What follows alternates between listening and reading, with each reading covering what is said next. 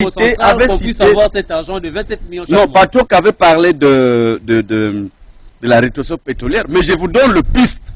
Cette DGRKC là, ce qu'il fait là, ce qu'elle fait, c'est encore le minimum du minimum.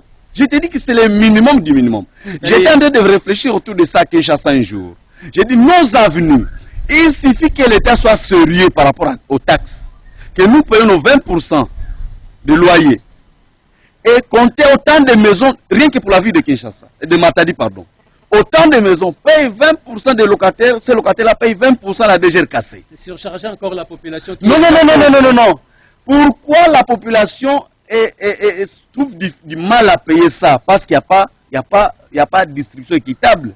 Il n'y a pas de redevabilité. Vous venez percevoir notre argent. Après, vous nous faites rien de tout ça. Vous allez nous expliquer, non, vous payez les impôts. Il faut payer les taxes. Mais papa, nous avons toujours payé ces taxes. Où est-ce que vous avez mis cet argent-là que nous avons déjà payé? C'est ça le manque de sérieux des dirigeants. Cette DGRKC, on doit même être sérieux de nous dire, même ce qu'on fait comme budget de l'État, le gouverneur a organisé, on doit nous dire on a dépensé combien, c'est notre argent. Même ce qu'on a organisé, on a organisé une réception quelque part au nom du gouvernement provincial. Si c'est l'argent du trésor public, il faut dire à cette pauvre population-là que nous avons dépensé autant. Cette DGRKC réalise combien? Redevabilité. Écoutez, voyez comment on a politisé cette régie. C'est tout gouverneur qui vient qui doit mettre une équipe. Pourquoi? Parce que les gars, ils paient du gouvernement provincial. Et c'est les députés provinciaux qui connaissent comment on partage les bitins. Mais cette pauvre population est censée comprendre. DGRKC met côté ça autant de millions, à mettre un pont. Au départ, j'ai toujours appelé ça, lorsqu'on créait la repère, avant qu'elle ne soit DGRKC. L'objectif était quoi? Mettre tout le la béto, à travers le monde à DGRKC. On a construit combien de routes avec la DGRKC? Zéro route. Zéro. Et même dans mon village, il y a la DGRKC qui perçoit des taxes à la pauvre population. Pour faire quoi de cet argent? Mais si l'État devient sérieux, on dit que ce que nous avons perçu, nous allons construire déjà des routes, et ceux qui se trouvent déjà dans la... Parce qu'ils ont déjà des millions là dans la caisse. Nous commençons avec les infrastructures routières. Il y a les bacs qui manquent à Louos là-bas par exemple, il y a des routes de dessert agricole. Bientôt c'est la saison des pluies, il faut évacuer les produits agricoles. Nous construisons des routes avec votre argent. Vous les contribuables. Mais la population sera motivée. Elle va se dire, non, avec l'argent, les taxes qu'on a payées, on a construit ces routes. Nous devons nous motiver de contribuer parce qu'on va continuer à construire des infrastructures en notre faveur. Merci, donc, Charles. pour citer les ressources, que nous sommes arrivés à la fin. Très rapidement, il y a la répression de Inga ici, oui, qui est notre barrage, dans notre province, qui ne donne rien, ou sinon on donne, ça va dans les poches des individus. Il y a la rétrocession pétrolière, la rétrocession de péage ici, ça fait beaucoup d'argent, des millions chaque jour. Il y a le port MGT ici qui paye beaucoup d'argent à l'État congolais. Même la part de la province est détournée quelque part. Donc bref, il y a l'argent. Pour citer l'autorité de l'État, quand j'ai parlé de l'autorité de l'État, j'avais oublié la sécurité de la population, qui est devenue un casse-tête aujourd'hui. Et surtout dans les frontières. Mais le plus important, c'est que l'État doit être responsable, surtout le principe de redevabilité. Les stades a coûté combien aujourd'hui? Et ils nous font encore combien? Merci beaucoup, pas seulement les stades, il y a beaucoup de choses. Redevabilité, mes chers téléspectateurs, sans doute nous devons revenir pour qu'on puisse parler davantage du programme du gouverneur, parce qu'il y a beaucoup à dire, il y a beaucoup à décortiquer là-dedans.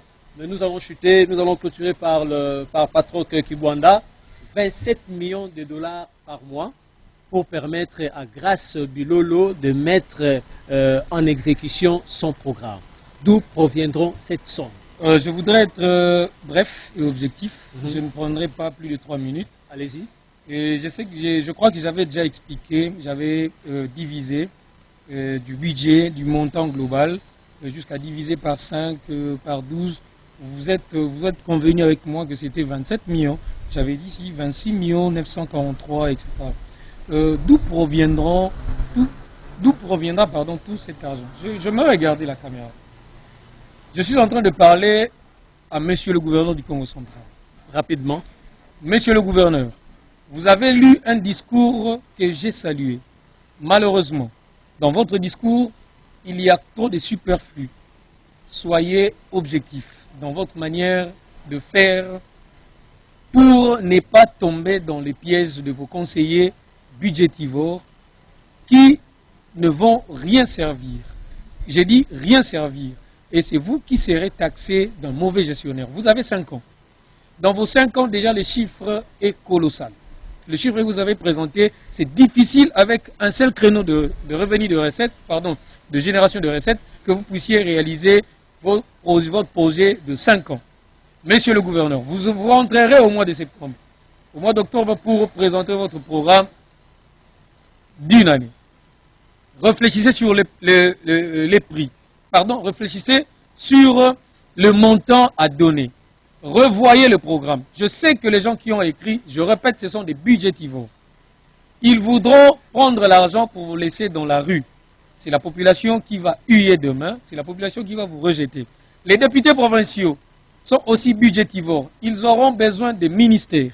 Ils auront besoin de prendre la DGRKC, le péage. L'argent sera difficile pour que vous puissiez réaliser votre programme. Monsieur le gouverneur, essayez de donner aussi la part dans votre gestion aux partenaires extérieurs qui n'ont pas été évoqués dans votre discours. Ce sont eux qui viennent en aide, chuté. Ce sont eux, les partenaires extérieurs, qui viennent en aide. Monsieur le gouverneur, l'agriculture que vous avez citée, ce n'est pas la province qui fera le 100% de cette agriculture. Il y a des partenaires que vous avez oubliés, vous avez omis. Revenez à la raison, monsieur le gouverneur, mettez les partenaires extérieurs. La province n'a que la DGRKC. Créez des créneaux, d'autres créneaux pour le recette du Congo central, et en ce moment-là, vous réussirez. Ôtez loin de vous tous les budgétivores. Merci, conseiller d'autres ministres. Passé. Parce que si aujourd'hui nous laissons Grace Bilolo, le gouverneur Grace Bilolo travailler seul avec tous ces gens qui sont autour de lui, nous aurons des discours comme aujourd'hui, confrère Olivier Nzaou, il était en train de défendre.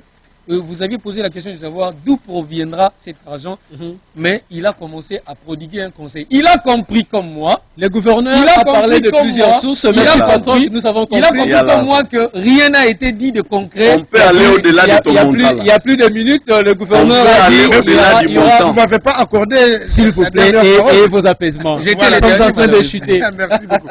Le gouverneur a parlé de plusieurs sources de provenance. Donc, en dehors de la DGRKC, il y a des redévances, il y a d'autres taxes, il y a ce qu'on a dit, la province ne 40% de la rétrocession du gouvernement central. Il a parlé de plusieurs ressources, il a parlé de création de plusieurs services, entre autres la mise en place d'une brigade, de 2 brigades d'ailleurs, brigade engin lourd pour nos routes et engin léger pour nos routes, là où il y aura aussi des péages. Mais ils viendront bouffer encore l'argent pour nos salaires. Il a parlé de la bonne gouvernance aussi.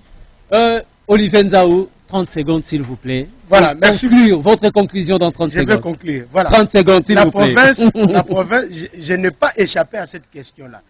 On ne revenait plus à ce que Patrick a dit. Concluez 30 secondes, je vais respecter les 30 secondes. Merci, allez-y. C'est-à-dire, la province a plusieurs sources génératrices de recettes.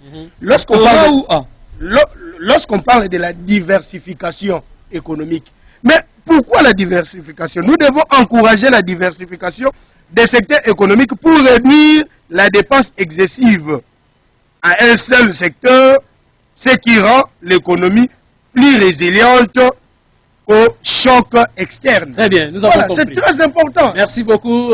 C'est la conclusion d'Olivier Nzaou. Charles Kimpingani, 30 secondes. Ma conclusion en 29 secondes, pour ne pas arriver à 30. Ça m'arrange d'ailleurs. C'est que la DGRKC aujourd'hui, si on veut faire de cette régie une régie réellement financière, $6 par tonne embarquement et débarquement au port dans le compte de la DGRKC. C'est maintenant $10. Fois autant de 1000 tonnes qu'on décharge par jour, allez faire les calculs, les petits calculs, ce qu'encaisse la DGRKC. C'est comme ça que je vous ai dit qu'on peut aller au-delà de ce que le gouverneur a présenté. Moi, je n'ai pas peur de ces chiffres-là. On peut réaliser plus que ça si on a la volonté politique, si on sait réellement traquer les détourneurs, boucher les trous qu'on appelle l'évasion fiscale et consorts. Donc, si on met du sérieux dans la gestion de rien que cette régie financière, on suit ce qui est de notre part. On n'a pas peur des individus. Réclamer nos rétrocessions pétrolières, réclamer nos rétrocessions de péages avec cette petite route qu'on a classée ici. Remettre les trains qu'on puisse mener les plaidoyers pour qu'on désengorge cette petite route. Charles. Donc, par rapport à la réalisation, je crois que nous avons tous besoin de payer nos impôts et taxes, mais qu'on nous dise ce qu'on va faire de notre argent. La bonne Que la gouvernance. DGRCAS se mette à pied d'œuvre, qu'on puisse mettre vraiment des lunettes dans la gestion de cette DGRCAS, de cette régie financière. Et la province va s'exploser parce que nous sommes une province qui a beaucoup d'argent. Et on ne va même pas compter les autres ressources, rien qu'avec le petit taxe que peut réaliser la DGRCAS en commençant par ce qu'on perçoit au port. Merci on beaucoup, voit Charles. dans les affaires foncières et tout ce que la DGRCAS perçoit, nous avons suffisamment Merci de moyens Charles Kipingani, nous sommes arrivés à la fin. développer cette province Nous avons à compris que nous l'explosion avons même. suffisamment Donc, voilà de un peu moyens. ça. Merci à Charles Kimpingani Je de te remercie et je remercie à Gouvernance tous les Plus. téléspectateurs. Merci à Olivier Nzaou de Oreb Canal. Merci à Patrick Kibwanda, journaliste indépendant. Je remercie toute l'équipe technique de Family Group Télévision, pilotée ici par Solvin Bakou, sous la coordination de Toms Massivi. Chers téléspectateurs, nous vous fixons rendez-vous le samedi prochain pour notre nouveau numéro de l'émission Presse Décryptage. Au revoir.